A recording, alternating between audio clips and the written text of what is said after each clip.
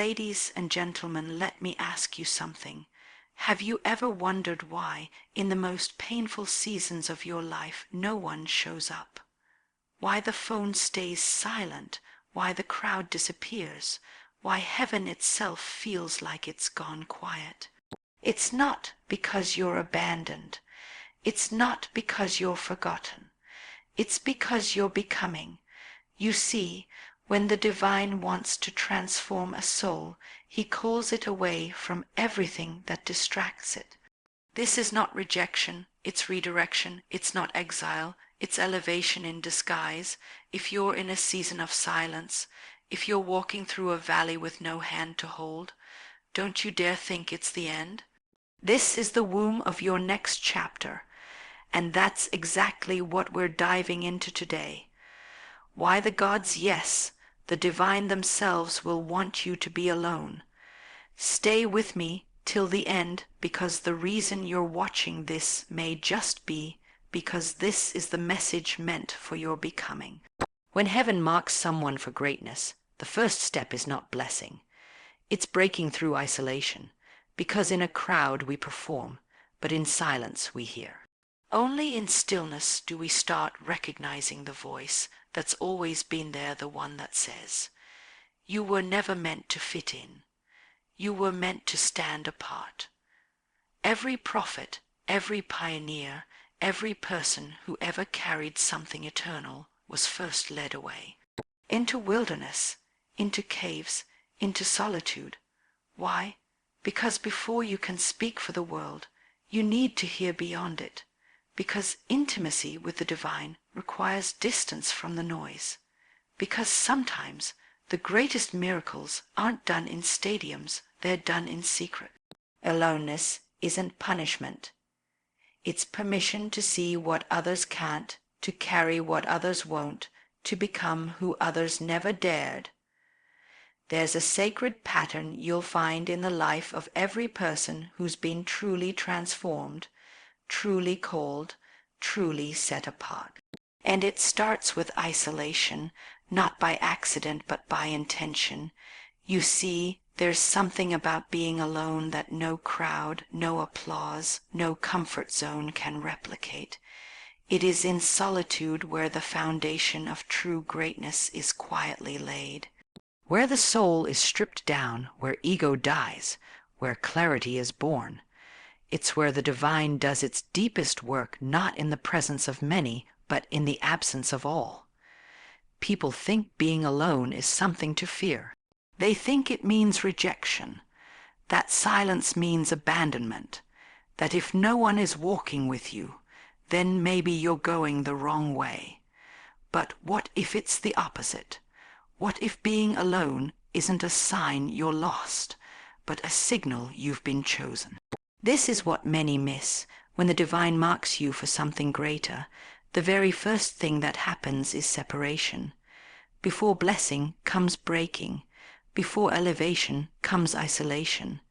Before the public moment comes a private process. Think about it, everything great begins in the dark. Seeds are planted in soil deep beneath the surface. A child is formed in the womb, unseen by the world. Stars are born in the silence of space. Nothing extraordinary begins in the spotlight. It begins in stillness. That's why the gods, the divine forces that guide destiny, will often force you into places where it's just you and the quiet. Because in the quiet, everything surfaces. The truth about who you are. The pain you've ignored. The fears you've hidden. The pride you didn't see. It all comes up when there's no one else around to distract you from it. And that's where the work begins, because the divine doesn't want your performance. It wants your surrender. It doesn't want your followers, your plans, your network. It wants your heart. But to get to your heart, you have to be pulled away from everything that competes for it. You have to be emptied. Unplugged, undone, and it hurts. It feels like loss, like life is falling apart, like nothing is working. Friends stop calling, opportunities dry up. You pray and heaven feels silent. You show up and no one claps. You give your all and still feel invisible. That's not punishment. That's preparation. Because what's being built in you during isolation isn't visible yet. But it's real. It's deeper than surface success. It's the kind of strength that can't be shaken when storms hit. It's character, it's conviction, it's unshakable purpose, and that can't be downloaded. It has to be developed in the wilderness, not the stage.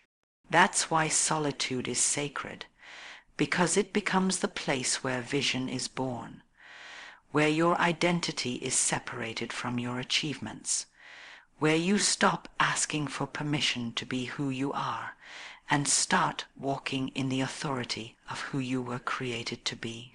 See, when you're surrounded by people, their opinions become loud, but when you're alone, the voice inside becomes louder, the divine voice, the one that reminds you, you're more than what you do, you're more than what they said, you're more than what you've been through. That voice gets buried in noise, but in isolation, it's all you can hear. The gods don't want you to be alone to hurt you, they want you to be alone to heal you, to detox you from dependence on the world, to clean the lens through which you see yourself, to show you that your value doesn't come from being seen, it comes from being known by something greater. That's why if you're in a season of isolation right now, don't fight it. Don't run from it. Don't curse it. Lean in. Let it do its work. Let it cut. Let it cleanse. Let it carve you into someone new. Because when it's over, and it will be, you won't be the same. You won't be looking for validation in the same places. You won't be moved by the same distractions.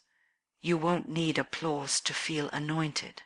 You'll walk different, talk different, move different, because now you've been prepared, and preparation is personal. That's why it happens alone. You're not supposed to be accessible to everyone when you're in transformation. Caterpillars don't go to brunch while they're in the cocoon. They disappear. They let the process reshape them. And when they re-emerge, they fly. So don't fear isolation. Recognize it for what it really is, the womb of your next level. The pause before the power, the silence before the sound. You're not being buried. You're being planted. You're not being punished. You're being positioned. You're not alone because you're forgotten. You're alone because you're being forged. Let the silence speak. Let the stillness shape you. Let the aloneness prepare you for everything that's coming next. There are moments in life where it feels like everything starts to drift. People you once walked closely with suddenly fade. Opportunities that once made you feel alive now seem distant. Familiar voices become quiet, and the things that used to make sense just don't anymore. It's disorienting. It feels like loss. But what if it's not loss? What if it's alignment? What if the separation you're experiencing is not to break you, but to wake you? The divine doesn't reveal the deepest things in the loudest moments. Truth doesn't echo through crowded rooms, it's whispered in empty ones. And that's why sometimes you're pulled away. Not because you've done something wrong, but because what you need to hear next, what you need to see next, requires space. The truth is, clarity doesn't come when everything's loud. It comes when everything's still. You can't see the stars when the city lights are blinding. But in the middle of nowhere, far from the noise, the sky opens up and shows you what's always been there, you just couldn't see it. That's what divine separation does. It pulls you out so that vision can pull you forward. It removes what's been clouding your perception. And sometimes that's not just distractions, it's people. People who have been speaking into your life, but not from your destiny. People whose presence has been comforting but compromising your clarity. And sometimes that's you too, the version of yourself that was never meant to go where you're going. So what does the divine do? It separates, it isolates, it peels away every layer that's no longer aligned, not to leave you broken, but to make you ready. You see, revelation is not about information. It's about alignment. It's when the divine unlocks understanding that couldn't come any other way, because you wouldn't have received it in the crowd. You would have dismissed it. You would have doubted it. You would have diluted it with everyone else's opinions. But in separation, there's nowhere else to look but up and inward. There's no distraction, no justification, no mask. It's just you and the truth, and in that place, things begin to make sense. You start to realize why that door had to close, why that friendship faded, why you didn't fit in there, even when you tried, why the season changed even when your heart didn't want it to, because revelation doesn't come to the comfortable, it comes to the called. And those who are truly called will always experience a time where the divine cuts them off not to punish them, but to pour into them. It's the pruning before the blooming, the clarity before the calling. You can't carry what's next if you're still entangled with what's past. So the divine allows discomfort, distance, disconnection, and in the quiet that follows, your ears begin to open, your heart begins to soften, and your spirit begins to receive what your mind never could have processed before. Because the greatest revelations in life don't come through textbooks or teachers. They come through tension, through the ache of becoming, through the sacred loneliness of being set apart. Look through every story of someone truly changed by divine encounter, you'll find the same pattern. First, they're removed, taken into deserts, into caves, into wilderness. Why? Because the divine didn't just want to change their path, it wanted to change their perspective. And you can't see clearly when you're surrounded by the familiar. You can't hear clearly when you're addicted to approval. So the divine shuts it all down, and in that silence, in that sacred space, revelation flows, new vision, new strength, new identity, a new name even, but most of all, a new awareness of who you really are and who you've been all along. So if you're walking through a season where everything feels like it's falling away, take heart. You're not losing your life, you're finding your light, you're not being abandoned, you're being awakened. And though it may hurt now, there is something on the other side of this solitude that will shift your entire future. Because when the divine wants to show you something real, it takes you where the fake can't follow.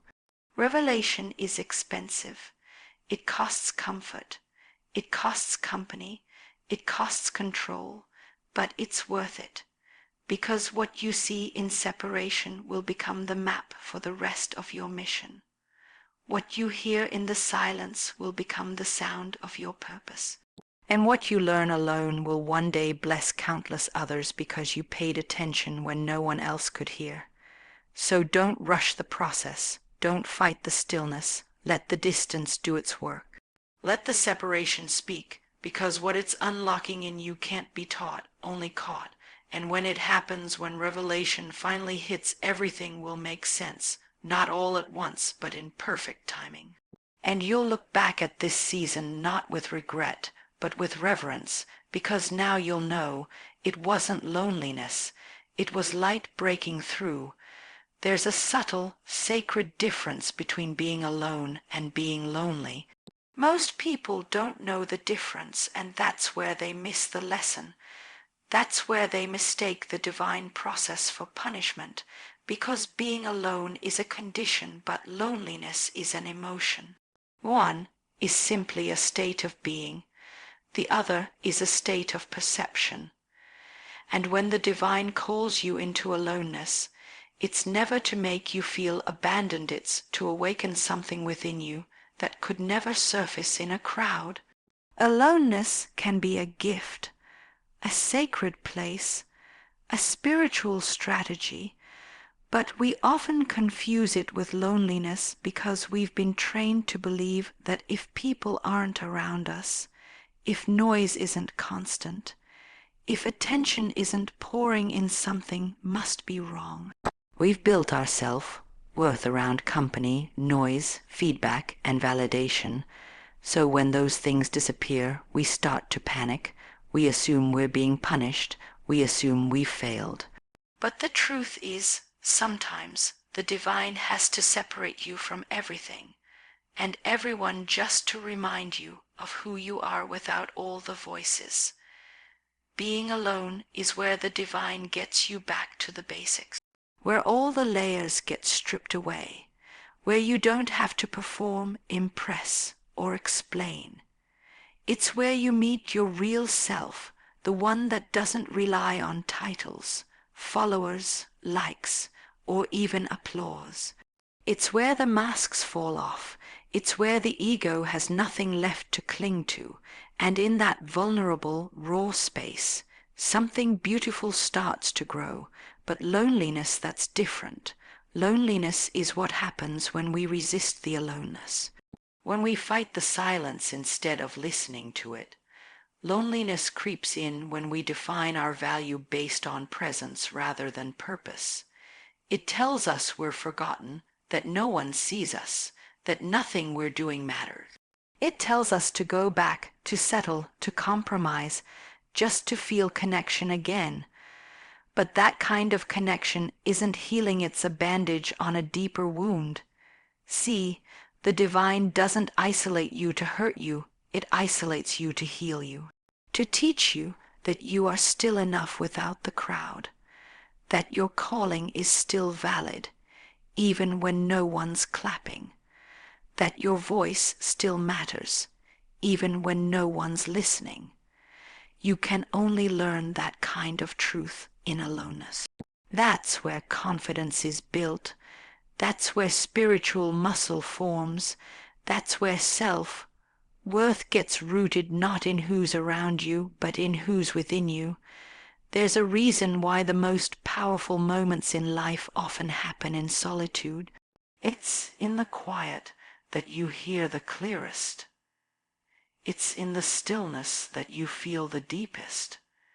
And it's in that space between isolation and insight that transformation begins.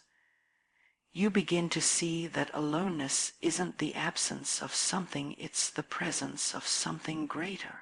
It's the divine pulling you aside and saying, "Come here. Let me speak to you without interruption. Let me remind you of the voice you carry. Let me strengthen what the world tried to tear down.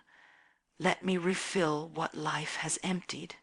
But you can't receive that if you're rushing to fill the silence with noise, if you're trying to substitute presence with performance, if you're more focused on being seen than being shaped. Being alone is an invitation, a doorway into deeper identity, and not everyone gets the invitation. Only the ones who are being prepared for more. Only the ones who are trusted with silence, because silence isn't a void, it's a classroom.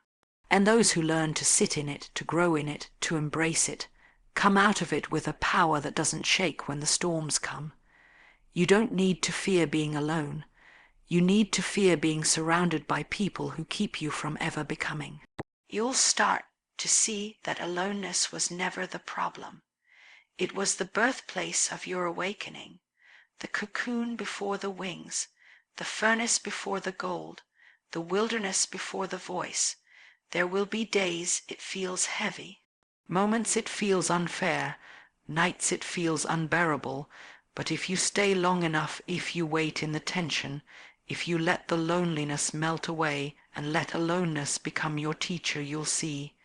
You'll feel it shift. You'll feel yourself getting stronger, clearer, freer.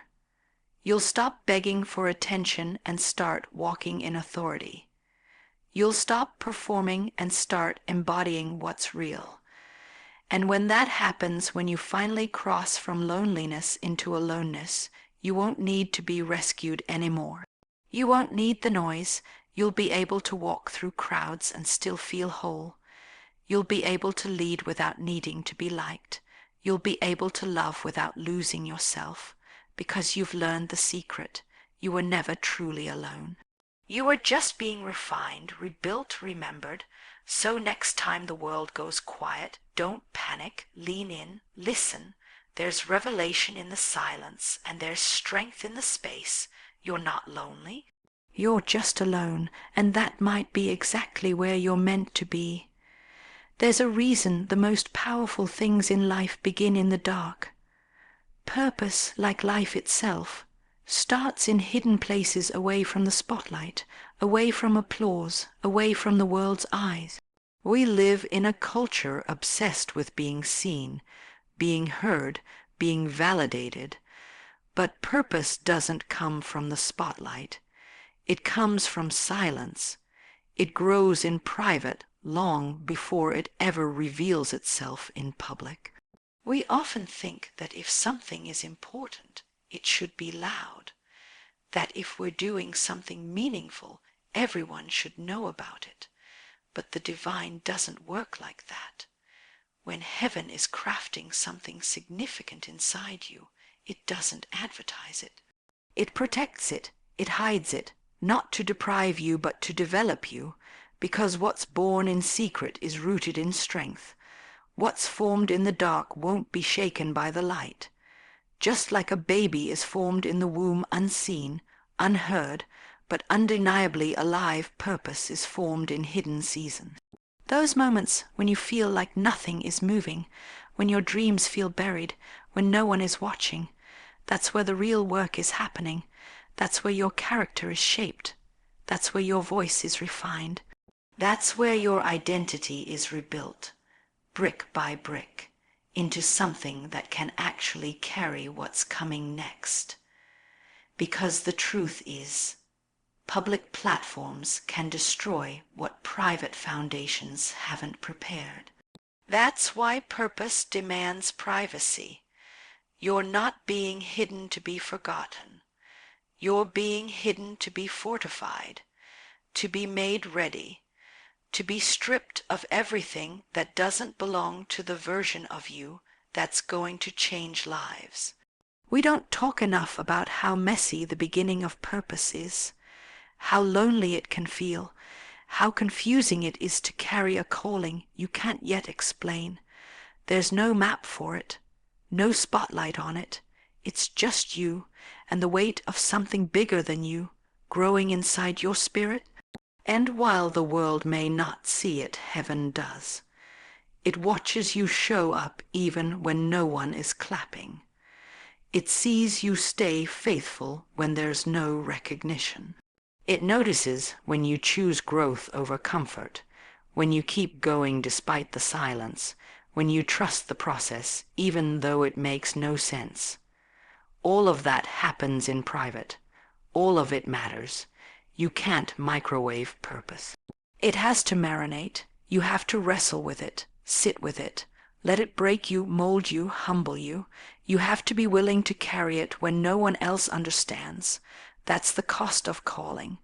It begins in places no one else can see. And maybe that's exactly why the divine insists on privacy. Because this world has made everything a performance. But calling isn't for performance, it's for impact. And impact doesn't come from noise. It comes from depth, from intimacy, from obedience in secret places, from learning to trust the divine even when it feels like you're walking blind. In private, you learn who you are when no one is watching. You learn how to pray when you have no one else to talk to. You learn how to lead when you feel like you have nothing left to give. You learn to discern what's real from what's simply loud. You learn that validation is dangerous when it becomes your fuel. You learn that what matters most is not being visible, it's being ready. Because when your purpose finally does emerge, when the time comes for what's inside of you to be revealed, it won't come with an announcement. It'll come with weight, with authority, with a presence that can only come from someone who's been through the process and didn't shortcut it.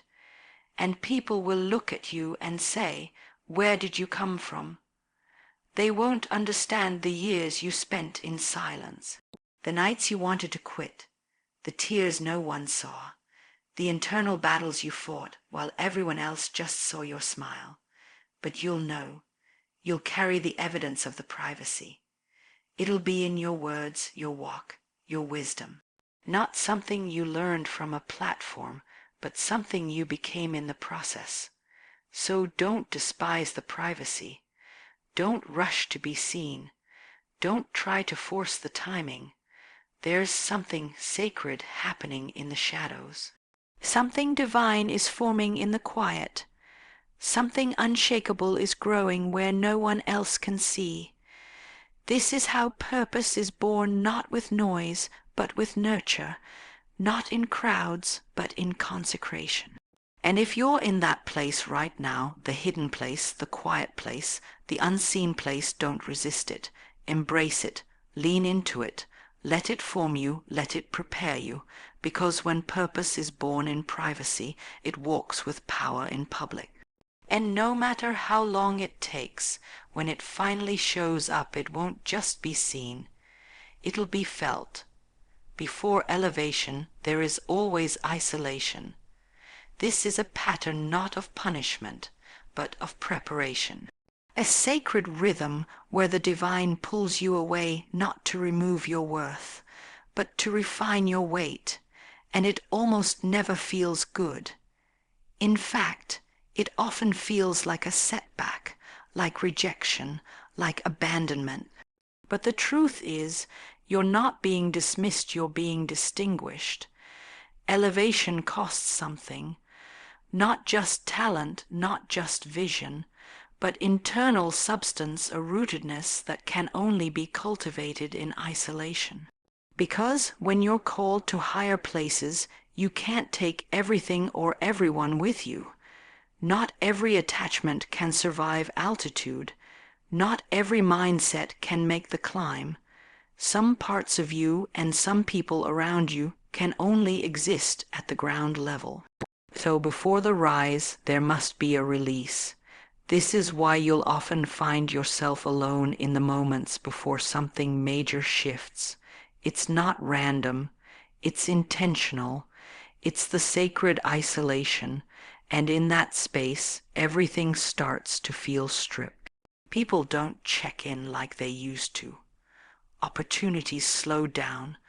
The support you thought you needed disappears. But don't panic, that's the signal. That's the moment where heaven says, "Let me carry you now." You're being set apart to be set up. Because when you are elevated prematurely, when your platform rises faster than your maturity, the crash is inevitable. That's why the process is so slow. That's why the silence stretches. That's why you feel delayed, even when you're doing everything right. Because you're not just being built for visibility, you're being built for longevity. You see, elevation isn't just about status. It's about stewardship, and the divine can't elevate what hasn't been refined. You might have the gifts, but do you have the grace to carry them under pressure? You might have the voice, but can you still speak truth when it costs you comfort? You might have the dream, but can your heart handle the isolation that comes with walking alone in rooms full of people? That kind of strength, that kind of foundation is forged in private. It's built in the waiting room. It's tested in the silence, in the quiet where there's no applause, no confirmation, no spotlight. Just you and the sacred work. The uncomfortable, invisible, slow, building work of becoming someone who can hold the elevation when it finally comes. And here's the deeper truth. Elevation is not always external. Sometimes the divine isn't lifting you into new places physically, but internally, lifting your mind into higher thought, lifting your heart into deeper love, lifting your spirit into greater wisdom. But even for that to happen, isolation is necessary, because we don't rise with distractions. We rise with focus. We rise when our ears are no longer filled with noise, when our dependence shifts from people to purpose, when we stop searching outward and start listening inward. In isolation, your identity becomes clearer. You no longer define yourself by who's with you or what's happening around you. You begin to realize that the elevation doesn't start when the world sees you. It starts when you see yourself differently, when you realize that everything you're becoming is already inside of you. It just needed silence to surface. The sacred isolation is not a detour. It's the direct route to the version of you that can't be shaken. It teaches you how to walk without needing permission, how to create without needing applause, how to move without needing validation. And when you step into elevation from that place, you won't just rise, you'll remain. That's what most people miss. They chase the rise without respecting the root. But anything that rises without a foundation is bound to fall. So, if it feels like the divine is holding you back, keeping you small, hiding you, thank God. Thank him that he cares too much about you to let you self-destruct with exposure you're not ready for. You're not behind. You're not forgotten. You're being forged. And when it's time, when the work in the dark is done, elevation won't even look the way you expected. It won't be about status. It'll be about substance. You'll be elevated in wisdom, elevated in peace, elevated in clarity, in confidence, in courage, and you'll realize that the season of isolation wasn't meant to break you. It was the very thing that built you. You won't need to explain your rise. It will be evident because people will see the difference. They'll hear it in your voice. They'll feel it in your presence. They'll notice a depth that can't be faked, a kind of power that only comes from someone who's walked through the fire of aloneness and came out with gold. So embrace the sacred isolation.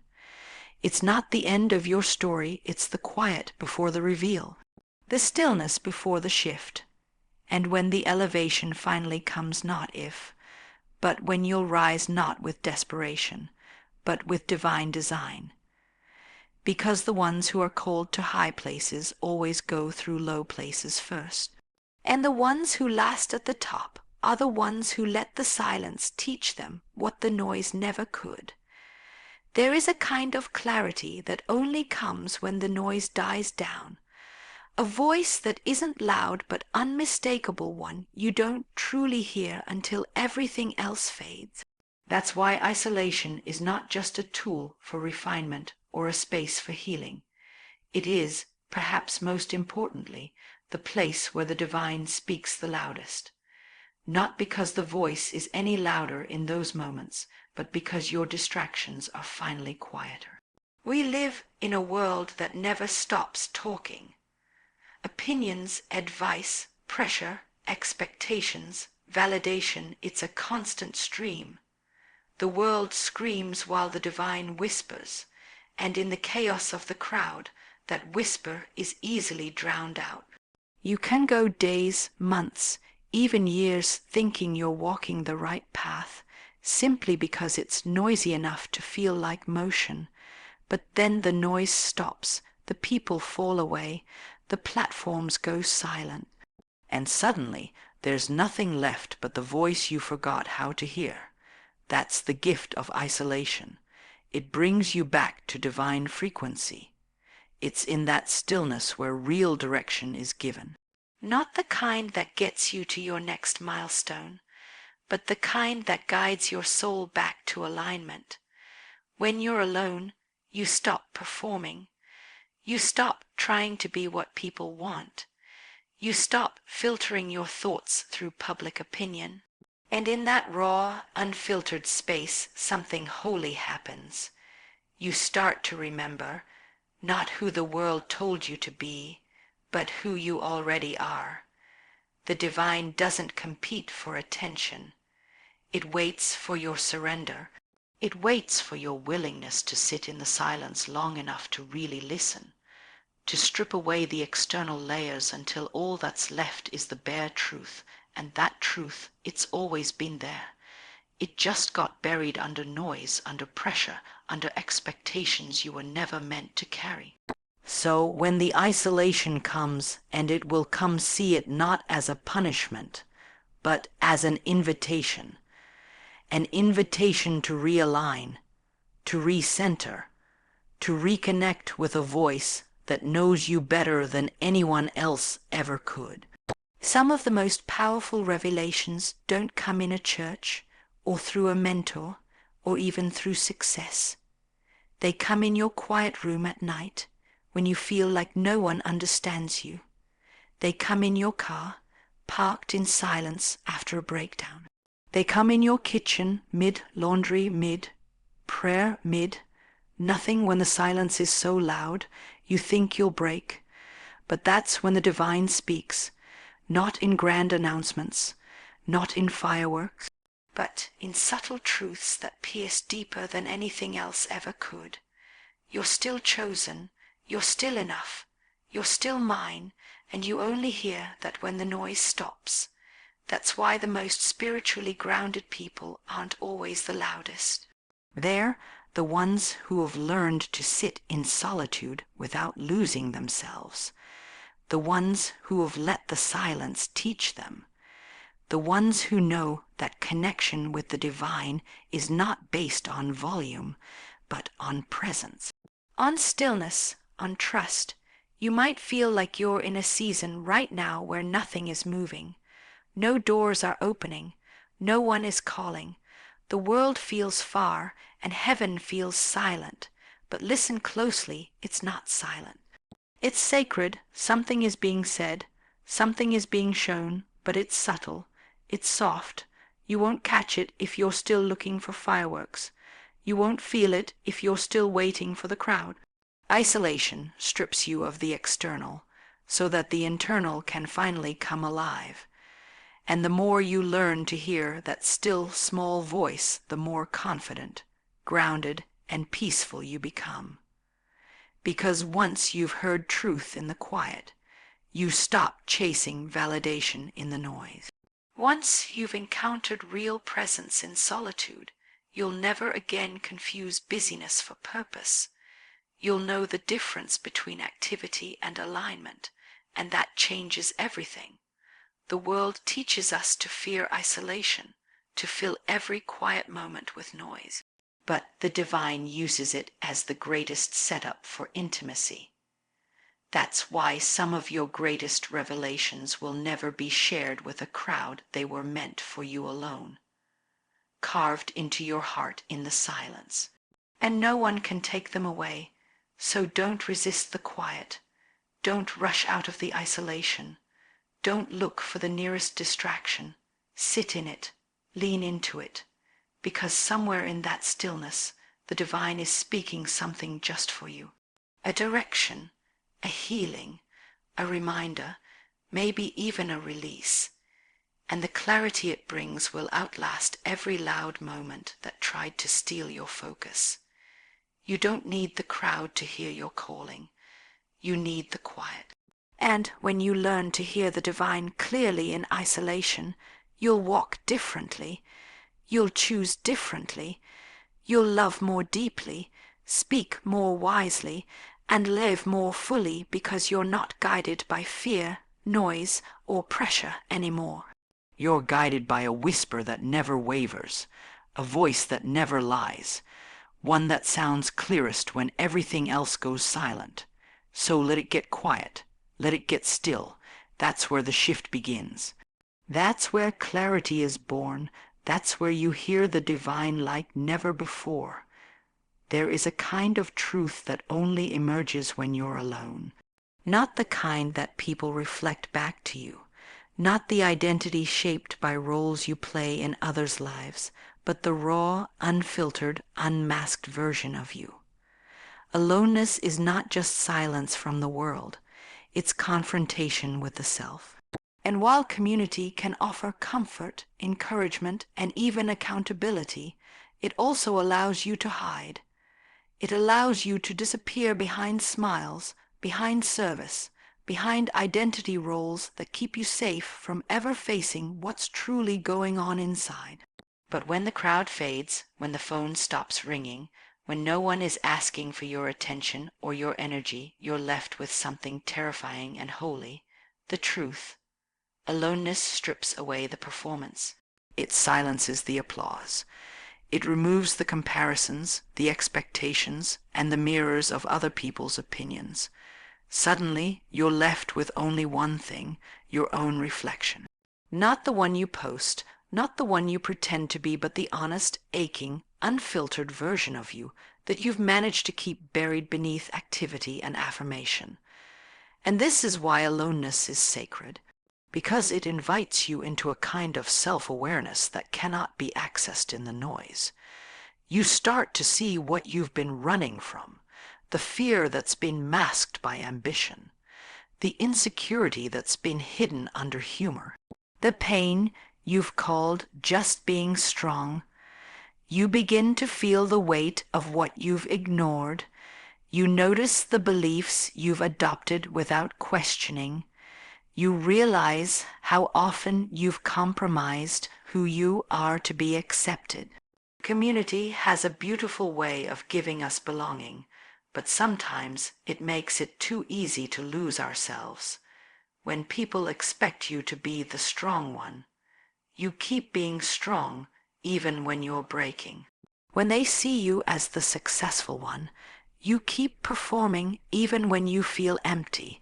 When they label you the spiritual one, you keep saying the right things even when your soul is in drought. But when you're alone, you can't play those roles anymore. There's no one to impress, no script to follow, no validation to chase. It's just you and everything you've been avoiding, and that's where the work begins. You start to ask the hard questions. Who am I without the attention, without the applause, without the titles, the likes, the roles I've used to define myself? What do I believe when no one is influencing my voice?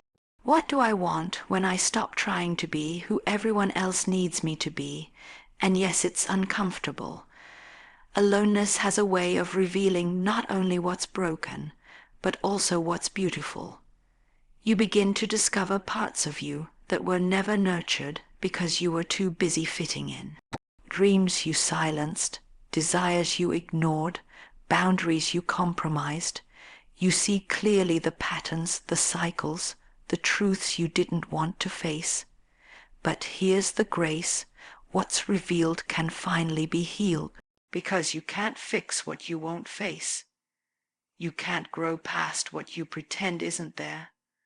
And you certainly can't fulfill a calling if you don't even know who you are outside of what people need from you. That's why sometimes the divine will pull you away from the crowd, not to punish you, but to show you, to hold up a mirror you can't avoid, to let you feel the ache of disconnection so deeply that it births something new, not just a better version of you, but a truer one. It's in that space where forgiveness happens, real forgiveness not just for others, but for yourself, for the choices you made out of survival, for the times you betrayed your own voice just to keep the peace, for the years you spent trying to earn love when you were already worthy of it. Aloneness doesn't just confront, it awakens. It awakens your discernment, your inner compass, your forgotten identity. It teaches you to listen again, not to the loudest voice in the room, but to the quiet knowing inside you that's been whispering all along. It gives you the chance to rewrite your story, not for anyone else's consumption, but for your own healing. And when you come out of that season, you walk differently. You love without losing yourself. You give without draining yourself. You show up without shrinking, because you've met yourself in the dark. You've faced the parts of you that used to scare you, and now no amount of applause or absence can define you. So if you find yourself alone right now, not just physically, but spiritually, emotionally, don't despise it. Don't rush to fill the silence. Let it do its work. Let it strip. Let it sift. Let it show. Let it walk you back to the you that existed before the world taught you who to be. Because when the divine calls you into aloneness, it's not abandonment, it's alignment.